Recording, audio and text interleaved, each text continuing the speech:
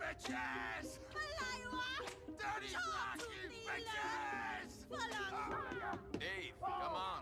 Hello and welcome to my analysis on why I think Grand Theft Auto 4 really is a good game. Now, before we start, this is one of my first long videos. Never made anything like this before, and I hope you enjoy it. I'd really appreciate it if you left a like.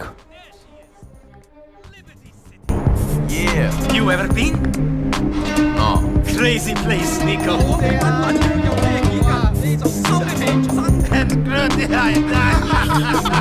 What you going to do? I might come back on board, or I might try to make a go of it. Like they say, it is the land of opportunity. I always wanted to make it big.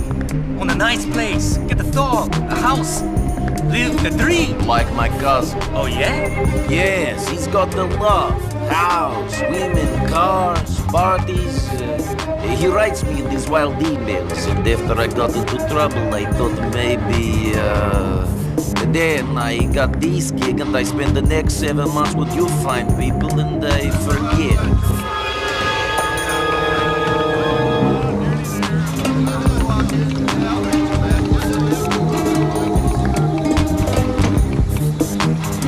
After the war finished, I couldn't get a job.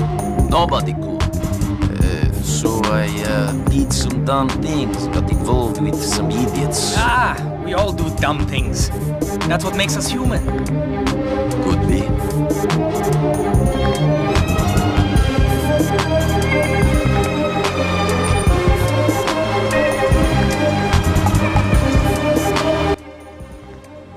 Now let's get to the point.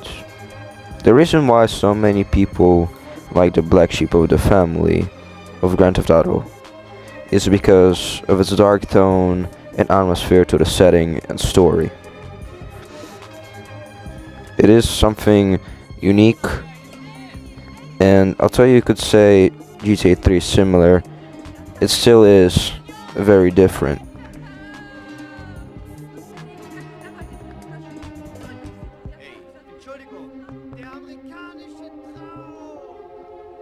Niko Bellic is the protagonist of Grand Theft Auto 4.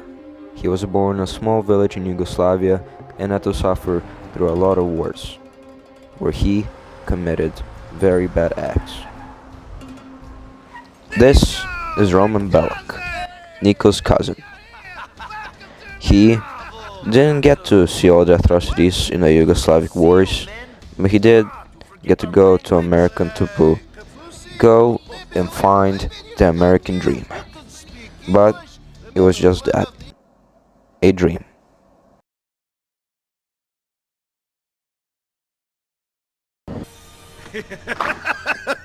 Come in, come in! Make yourself at home. What's mine is yours. Did I forget to mention that Roman was sending multiple letters to Nico and his mom about his lavish lifestyle?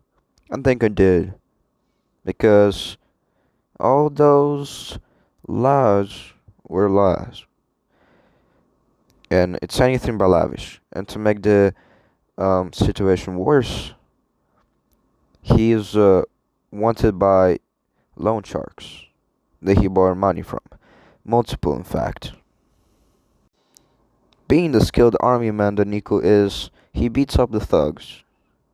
And eventually he ends Vlad. Vlad is the worst of them. He's a very annoying person. He cheats, he lies, and although he's powerful, he's not powerful enough for Nico, who, spoilers, ends him. Now, I don't want to really stretch this video out, so I'm going to summarize the story in a very simple way. Niko Bellic, a southeasterner and previous soldier from the Yugoslavic wars, migrated to America to live the American dream promised by his cousin, but it is not true. This is a tale of sadness. It is a very sad tale. Niko Bellic is in a kind of battle against himself because of the memories that he had in the Yugoslavic wars and the atrocities he committed, also the atrocities he committed in America. On one of the hangouts with a girlfriend, the girlfriend asked him, "Why do you rob? Why do you do that? Why do you do this? Why can't you have just a normal life?" Nico can't answer that question. Now, there could be a lot of theories from this, but I think Nico's just confused. He needs a guiding hand. That sets the mood for the atmosphere, like the story, the dark mood of the story. But what about the visual aspects? The visual aspects are numerous to count. To hobos living in the streets, to the dark atmosphere of Liberty City, recreating that of New York City. The color palette is gray and yellow, and sometimes it can be beautiful, but most of the time is gray. No, I'm not kidding. In the mornings, it is literally shades of gray sometimes. Not all the time, though.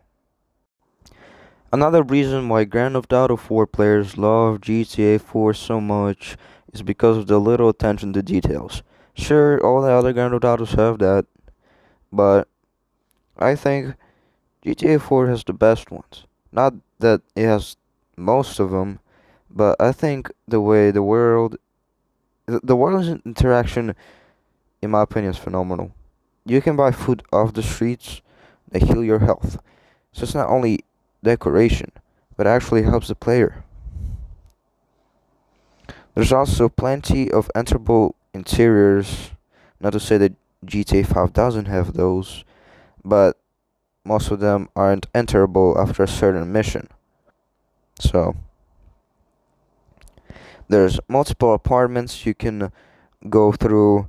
And another thing is that the missions are a cool thing about GTA 4 missions is there usually another way to do them. Unlike Grand Theft Auto 4, Grand Theft Auto 5, which is a rare thing to see where there's a different way to do the mission. It's usually a straightforward path. That doesn't mean it's bad.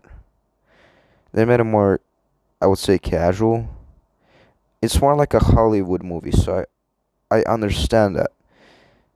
But in Grand Theft Auto 4, I would say that it is cool that there's multiple ways to do it.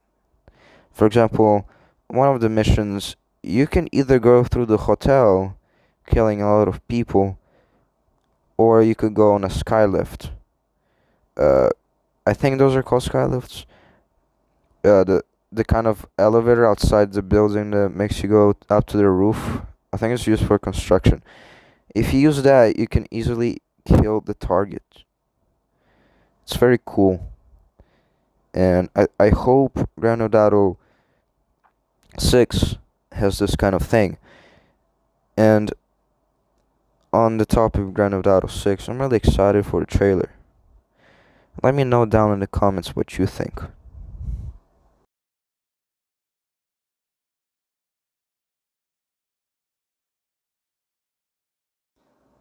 Now, enough on enterable buildings, and there's a bunch of little details in this game, really, and I'm sure you can find a video about it. I'm sure you've seen it since you recommended this video about Grand Theft Auto 4.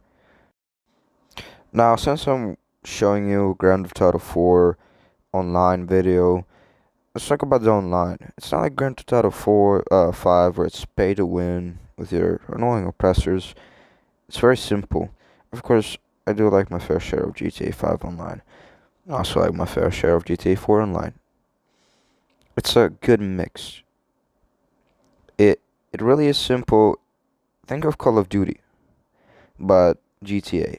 That's kind of what it is. And the cars, it has game modes for those too. It has race game modes, gun game modes, and a free world game mode, which is kind of like GTA 5 is, and just roam around. You can kill people, you can drive, you can do whatever. Kind of like single player with people. Now, other point that I want to make, just to kind of end this video, is it's more personal to me, and it's a very controversial topic. You ready? The driving. I think the driving is phenomenal.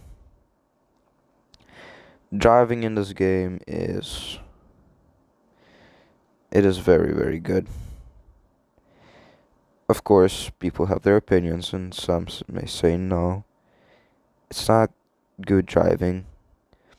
But I think it is, because it really tests your ability to drive in video games. It's challenging and it's fun. This is one of the reasons why I never really liked GTA 5. Not to say that I don't like it. I play on it once in a while to see like the single player. But the driving is so arcadey and the car feels glued to the ground. In GTA 4, it's the opposite.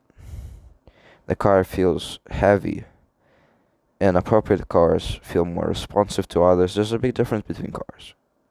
Not every car feels like a Formula 1 car.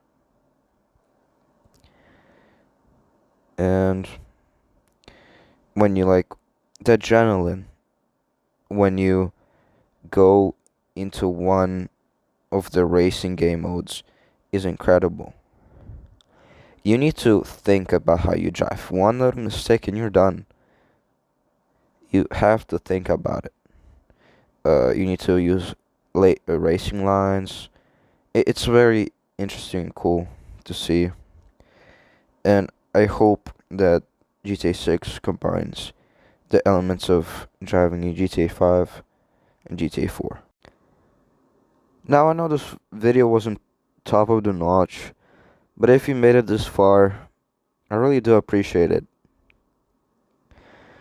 And I would really like it if you subscribed. You know, it would be a very generous thing for you to do, since I'm a small channel. You know, in the time it was uploaded, you never know what happens. Not to toot my horn or anything. I don't think I really take this YouTube thing seriously, but you never know how life may end up. Destiny is a funny thing. Anyways, viewer, have a fantastic day. Also, I forgot about the soundtrack, but that can be a separate video of its own, as long as the video gets enough likes.